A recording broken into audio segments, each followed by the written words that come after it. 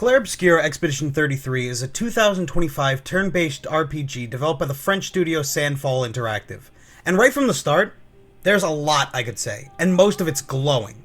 I could tell you that the sheer ambition and scope of the game is astonishing, especially considering that it was crafted by a core team of just 34 people. That alone makes its polish, its scale, and its visual splendor feel almost unreal.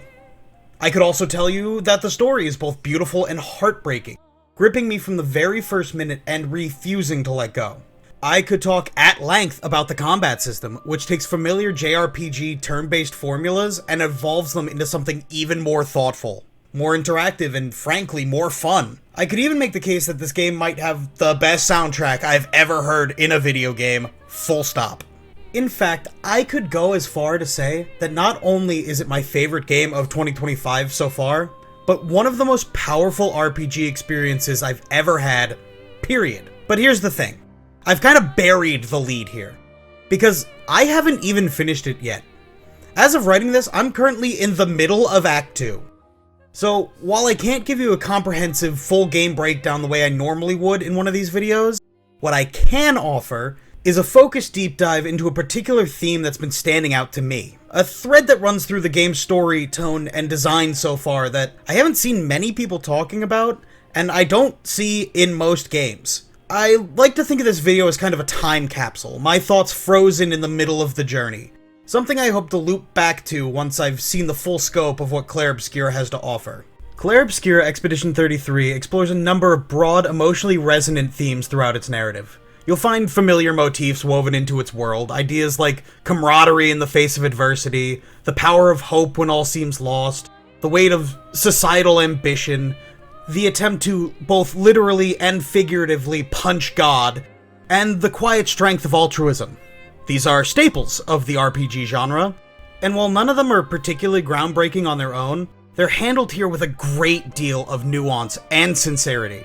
But among all these themes, there's one that stands out to me more than any other. One that feels especially distinct in the way that it's threaded through the story, the settings, and even the gameplay itself.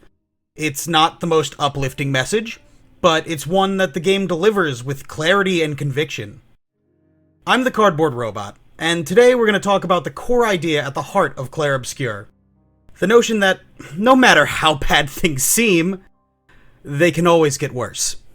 Before we get into it though, if you like RPGs, adventure games, or just discussions about gaming in general, how about you hit the like button down there and maybe even subscribe? I'm currently in the middle of a big shift in channel focus to make more content like this where I review, analyze, and discuss a variety of games. You can also follow me over on Twitch where, depending when you're watching this, you can watch me play Clair Obscur. Links in the description. Finally, this video is going to go into deep details about Clair Obscur, specifically Act 1 and the prelude for this game, so there's going to be major spoilers. So here's your final warning to click off. Thank you and enjoy.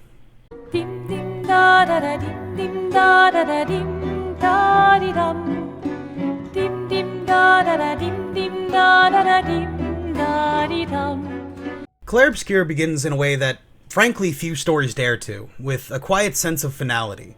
Rather than setting the stage with world building or exposition, the game opens by introducing us to its main character, Gustave, and immediately confronting him, and us, with the inevitability of loss. In the very first minute, we're pulled into the emotional core of the story. We learn of the tight-knit bond between Gustave and Maëlle, Gustave's adopted daughter, kind of, but more like brother and sister, kind of. And we're told that someone close to them, Sophie, Gustave's ex and dear friend, is going to die. Worse yet, Gustave is on the verge of missing his last chance to see her before she's gone. What follows is not a frantic scramble or an action-packed intro, but something far more grounded and human. As Gustave, we navigate the sun-drenched city of Lumiere, trying to reach Sophie. Eventually, the two reunite, and what might have been a final goodbye turns into something more bittersweet. A day spent together at the annual festival celebrating the Gommage. Strangely, the game offers little explanation at this point about what the Gommage truly is, or what it means for the characters. It, to us and to them, is simply a part of their world, a tradition that's observed. That's it. As Gustave and Sophie move through the bustling streets, we begin to understand their relationship on a deeper level. We learned about their shared past, their emotional baggage, the quiet tenderness that still lingers between them. These moments are small, personal, and deeply effective in grounding us in their connection. And then, as the sun sets and their day winds to a close, they arrive at the harbor, just in time to witness something that redefines everything we know about this world. From her massive throne, the godlike figure known to us as the Paintress emerges to commence the Gommage. Without warning, she erases the number 34 hanging above her head from existence, and replaces it with a 33. And in an instant, people begin to vanish. They are torn from the world without mercy, dissolving into rose petals before our eyes.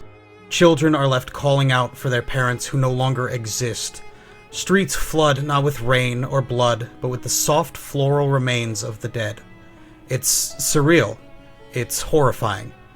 And just like that, the true tone of Clair Obscur sets in as, well, this happens.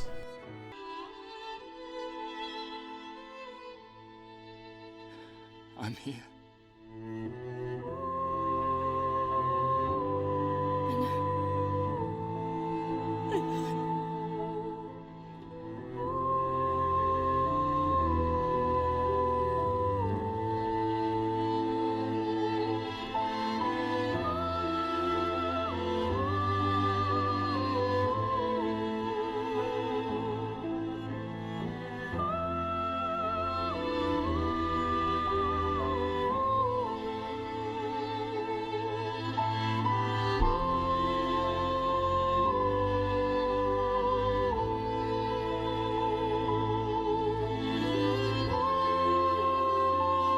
We, much like Gustave, are left stunned, rooted in place by the sheer weight of what's just happened. There's no grand, heroic response, no last-minute chance to save Sophie, just silence, loss, the awful permanence of absence. We're introduced to a character, drawn into the strength of her bond with our protagonist, and before we even have time to fully process that connection, she's ripped from us, ripped away without warning, and all we can do is sit with it, helpless and hollow, watching as Gustave does exactly the same. From this point forward, Clair Obscur reveals the cruel mechanics of its world. The Gommage is not just a festival, but a ritual of annihilation. Each year, the Paintress subtracts one number from the number hanging above her throne, and everyone at that age or above simply ceases to exist. Gustave, now one of the oldest surviving citizens, becomes part of Expedition 33, a group composed almost entirely of those whose lives have just been publicly reduced to a one-year expiration date. The only exception is his adopted daughter-sister, Maëlle, who is just 16. Despite having 10 or so years ahead of her, she expresses a surprising and almost reckless desire to leave the safety of Lumiere to join the expedition beyond the city's protective barrier. But the world outside is anything but forgiving. The continent that lies beyond Lumiere's protective barrier is flooded with monstrous, grotesque creatures known as Nevrons. Beings that aren't just capable of killing you, they actively want to. It's an environment so hostile that Gustave's sister bluntly tells him that venturing into it is suicide. And yet, despite Emma's warning, and despite everything he's just lost, Gustave insists on going. Why? Because he believes in something. Or maybe he's just desperate to believe. Like the decades worth of expeditions that came before him, Gustave sees Expedition 33 as a chance to reach the Paintress, to confront her, to kill her, and somehow break the cycle, to stop the Gommage once and for all. And so, at first light the next day, Expedition 33 sets sail. An entire ship full of eager, determined, and idealistic young adventurers. Having left behind the safety of Lumiere and heading into the unknown, they carry with them not just weapons and supplies, but the crushing weight of expectation. To them, this isn't just a journey. It's their calling, a desperate hope. They believe with every fiber of their being that it's up to them to save the future. Not just for the city, but for the very survival of the human race. Armed with their training, their resolve, and the belief that they might be different from all the other expeditions that came before, in their eyes, and in their hopes, they are the generation that will finally reach the Paintress, end the Gommage, and shatter the cruel cycle of death that has ruled over their lives for generations. They are fully prepared to risk everything. If it costs them their lives to change the world, so be it. They'll give them gladly, for their families, for the children of Lumiere, and for the faint hope that one day no one will have to vanish into rose petals again. Even their slogan echoes this, as they chant for those who come after, referring to not only the people of Lumiere, but to the next expedition, should theirs end in failure and death, as above all else, they cannot allow that hope to falter and die. Then the expedition hits the beach. Their ships land on the shore with a quiet confidence. The crew disembarks, stepping onto unfamiliar soil with a sense of purpose. The band of hopeful heroes establishing their first foothold in a dangerous new world. And for a brief moment, it feels like the beginning of a classic journey, bold, uncertain, but full of promise. And then, everything changes. Out of the haze, a figure appears. An old man, slowly shambling towards them across the sand. He's alone, weathered, silent. The sight is jarring. He shouldn't be there. Not only is the continent supposed to be uninhabited, but anyone older than 33 should be dead, erased by the Paintress and the Gommage, just like Sophie and the countless others. His very existence is an impossibility, and that impossibility sends waves of unease through the group. As a player, questions also flood your mind. Who is he? How did he survive? What does he want? But you don't get a chance to ask any of them. Before anyone can think, before anyone can speak, before anyone can act, the old man strikes, and in an instant, the dream shatters. What was supposed to be a triumphant landing becomes a massacre. He begins killing all the expeditioners, one by one, mercilessly, effortlessly. The beach becomes a slaughterhouse. Screams ring out, bodies fall, chaos erupts. The hopeful tone of the expedition is torn apart and replaced with something cold and brutal. The stark reality of the continent. And just like that, they're not on a heroic mission anymore.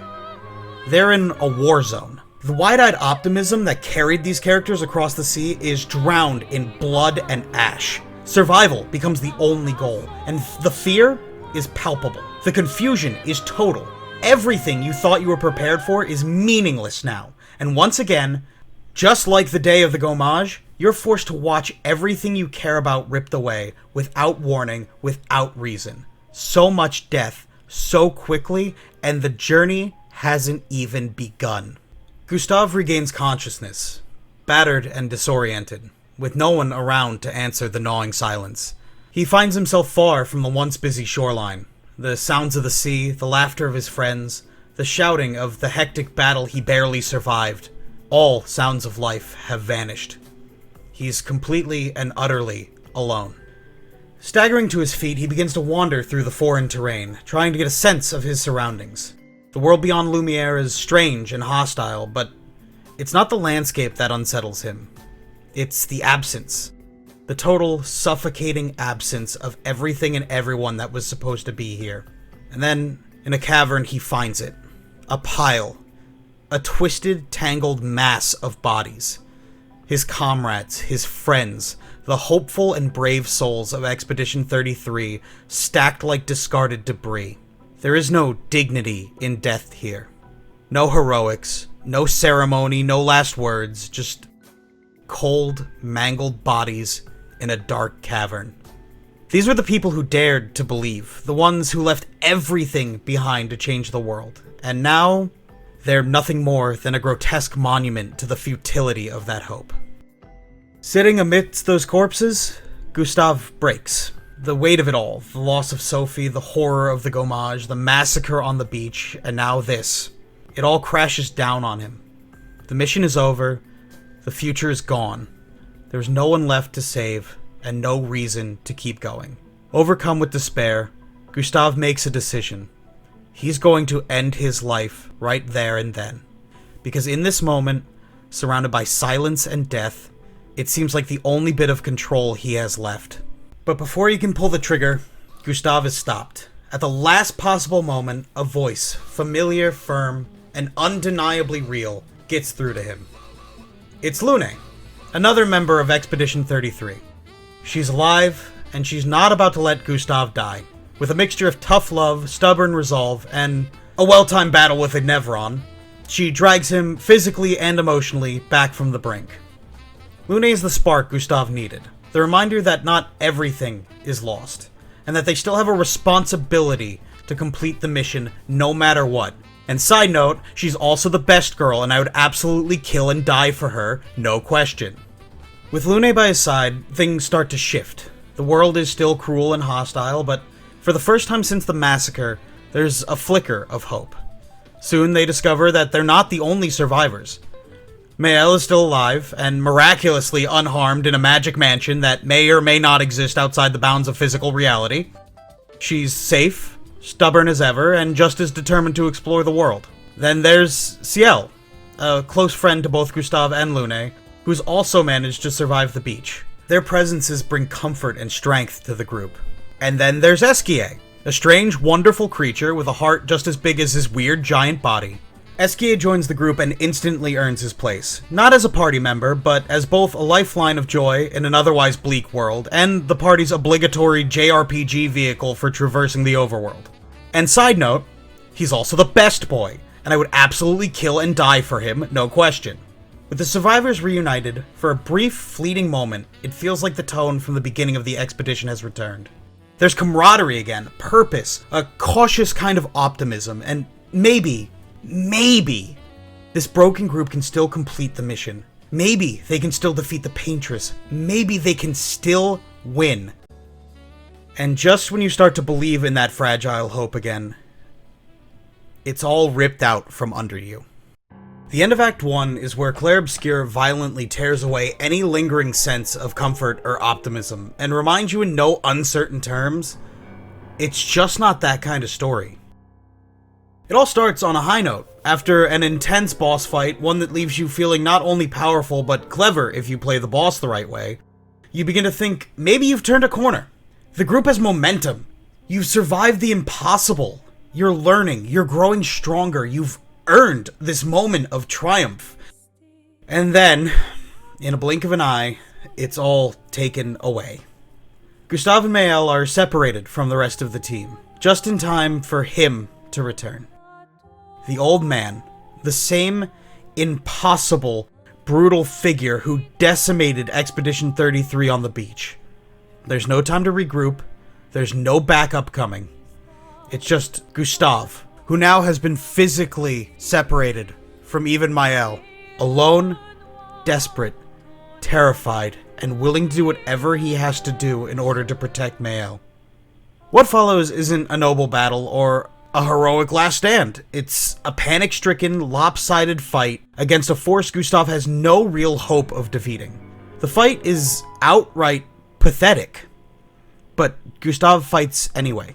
He throws everything he has at the old man, not out of courage, but out of fear, out of love for Maëlle, the person he's sworn to protect.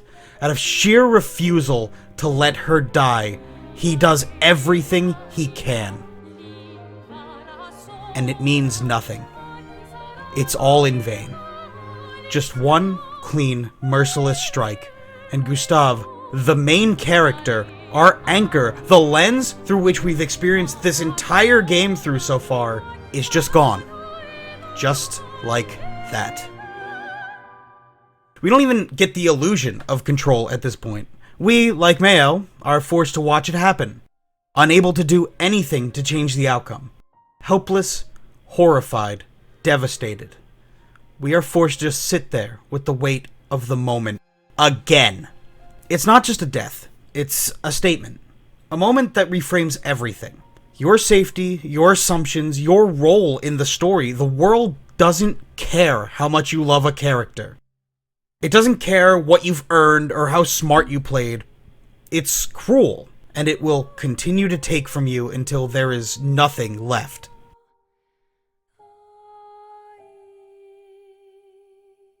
Clair Obscur isn't just a great game. It's an experience. A journey that very few games are bold enough to take you on. Yes, plenty of games feature character deaths or dark narrative turns, but this isn't a story where bad things happen occasionally. Clair Obscur is a story where pain, loss, and heartbreak are constants. It's not just about suffering, it's about how suffering compounds on itself. It's about just when you think things can't possibly get any worse, they do. Again and again. And yet, despite all of that, it never feels miserable to play. And that's kind of what makes it remarkable. I was genuinely excited to write the script for this video, not just to unpack one of the game's themes, but because doing so has reignited my drive to finish the game, to see this story through, to come back to this moment and ask myself if this theme of relentless despair holds all the way to the end. Because what Clair Obscur manages to do, more effectively than almost any RPG I've played, is craft a world so vivid, characters so layered and likable, and a story so emotionally charged, that even when it drags you through hell, you want to keep going. Every major moment feels like watching a car crash in slow motion. You know it's going to hurt, you feel it building, but you cannot look away. And more importantly, you don't want to. Because somehow, beneath the pain and the hopelessness, this game keeps giving you just enough reason to march forward. Not for the happy ending, but for the truth of the story. And if that's not art, I don't know what is. I'm the Cardboard Robot. Thank you for watching all the way to the end. Go play Clair Obscur. Like and subscribe, follow me on Twitch, and remember...